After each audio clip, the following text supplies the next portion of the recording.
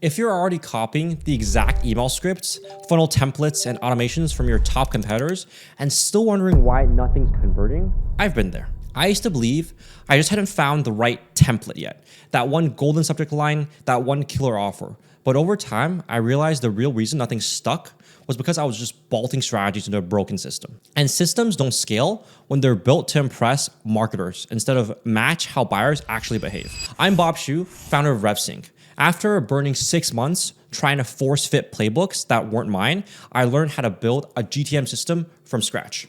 Today, I'll show you the 4 shifts that turn my spaghetti funnel into a responsive, scalable pipeline. I call it the revenue architecture framework. Shift 1, from campaigns to buyer loops. Campaigns are static. Buyer behavior is dynamic. That's a disconnect no one tells you about when you're copying GTM tactics off LinkedIn posts. Every traditional GTM framework still assumes your buyer journey is a neat funnel, top, middle, bottom. But that model breaks the minute a prospect changes their job or is less active on a certain channel. A buyer loop starts with this reality. Buyers don't move in a straight line. They loop, stall, branch, and resurface. And your system needs to account for that chaos. Instead of thinking in launches, we begin to think in signals. Micro signals, a change in their job title, industry news, announcements, or even a reaction to relevant LinkedIn posts. These are the signals we now catch in motion and act on. Our response?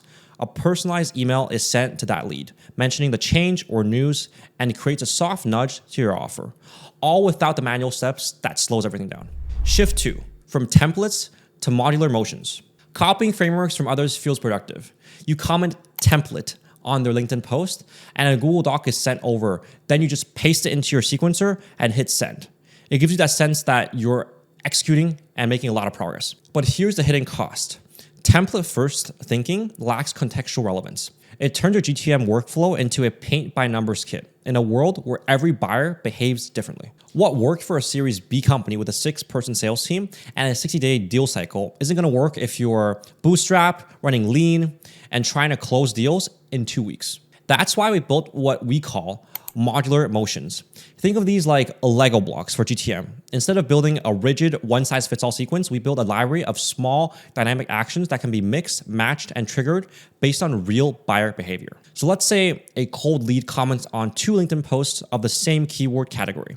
Our system doesn't wait for a rep to notice. It enriches the information on that person and post, sending a personalized message to that lead. Also adding their updated information into your CRM. All done without the AE lifting a single finger. This isn't about personalization for its own sake. It's about compounding responsiveness. The more behavior your system observes, the more precise your motions become. And unlike templates, these motions evolve, they scale with your funnel instead of breaking it. If I were starting from scratch again, I wouldn't waste time trying to find the perfect cold email template. I'd ask, what are the 5 to 10 pain points you have previously helped your customer solve? Then I break those down into specific offers and demographics they will be suitable for. Then find intent signals that are relevant. Shift 3, from playbooks to reaction layers. Here's the hard truth. Your playbook is only useful if the buyer follows your exact script. Most don't. We used to write out long-form outbound SOPs, follow-up schedules, objection handlers, the works. They all assumed a buyer would behave exactly how we hoped. But the buyer doesn't read your playbook. They act or don't act. And what you do next matters more than what you planned last quarter. That's why we built an adaptive workflow. An adaptive workflow is a system that prioritizes real-time responses over static planning. Picture this. A lead from your target account revisits your company LinkedIn page 3 times 1 week, but hasn't replied to any outbound emails. Normal playbooks have no answer for this.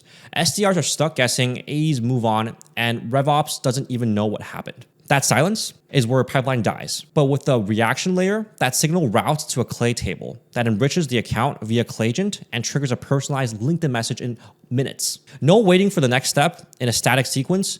No hoping the prospect magically resurfaces.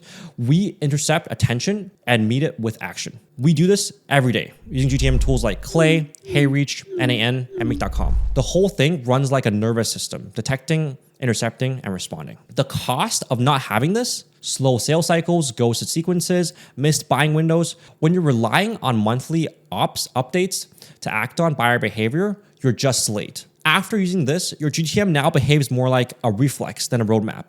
Fast, adaptive, buyer-led. You can't control the journey, but you can control your reactivity. And in this market, reflex beats templates every time. Shift 4, from copycat ICPs to contextual mapping. This shift is closely tied to my personal experience. Early on, I copied ICPs from companies I admired. They sold RevOps at Series A SaaS, so I targeted RevOps at Series A SaaS. It made sense, but none of my messages landed. No one booked, and the ones who did, wrong fit every time. Then I asked myself, who actually converts? I stopped looking at job titles and started looking at patterns. What type of emails get one-word responses? Which lists get high bounce rates? Which job titles will reply more on LinkedIn versus email? We started mapping these behaviors and realized our true ICP wasn't who we thought it was. It was companies looking to hire GTME full-time, but did not have the budget yet. Teams that are already investing in outbound software, but struggle to generate results for them. This behavioral fingerprint became our contextual ICP. If you feel like you're selling to people who say the right things, but never buy, you're chasing the wrong context. Start by mapping who actually responds based on the offer you present, and reverse engineer your plays from there. Templates didn't scale my GTM. Architecture did. And I'm not alone. What we built at RevSync isn't just an enrichment or automation. It's a re-architecture of your entire GTM muscle around how actual buyers behave. We combine automations, clay enrichments, and custom scrapers to create buyer reactive systems that scale with precision. If you want that engine under your hood, book a quick chat with me, and I'll walk you through how this can plug into your current business and sales process. I've dropped a link below. And if you're stuck copying templates, I've been there. I know what it feels like to run an email campaign that gets no positive replies, sequences that fall flat, and leads that ghost you. Build a dynamic GTM stack. That's when it starts working. That's when a predictable pipeline works.